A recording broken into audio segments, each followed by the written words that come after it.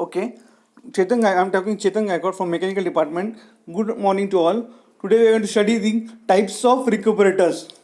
In that the fifth type of self recuperator is seen the self recuperative burners. You can see in the figure, especially class of recuperators known as self recuperative burners is now offered by several burner suppliers. In this system, the recuperator is integrated with the burner itself, so there is no need to have hot air piping from the recuperator to the burner, resulting in substantial cost advantage. The self-recuperative burners cannot give the same heat transfer rate or heat transfer efficiency, hence the fuel savings are limited to 30 to 60%. So you can see the self-recuperative burner in the figure, and the actual product is also shown in the figure. Next type is the types of commercial equipments. First you have some recuperators. Now we are going to study the regenerators. These are widely used in glass and steel melting furnaces to recover heat from high temperature exhaust gases, normally about 100 degrees Fahrenheit, that is called as 13170 degrees centigrade. They are made from high temperature refractory bricks or specially designed ceramic shapes. The efficiency of the generator depends on the size of the regenerator, the time span between the reversals, and the thickness, conductivity and heat storage ratio of the brick. Accumulator of the dust and slag on the surface reduces efficiency of heat transfer. Next type of commercial equipment is the heat wheels or thermal wheels or rotary heat exchanger.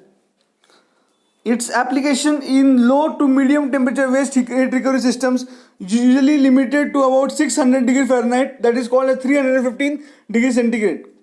The wheel itself is a sizable porous disc fabricated with material having a fairly high heat capacity. It rotates between the two sides by side ducts. One is cold gas duct and the other is hot gas duct. The axis of the disc is located parallel on the portion between the two ducts. So you can see in the figure, there are two ducts are there. One is the cold air and the other is the exhaust gases going out. In between them there is a rotary duct. So the exhaust gases are hitting the cold air and the preheated air is going to the combustion chamber and cooled air, and the exhaust gases are being cooled and it is being supplied by the other duct, that is called cooled exhaust gases.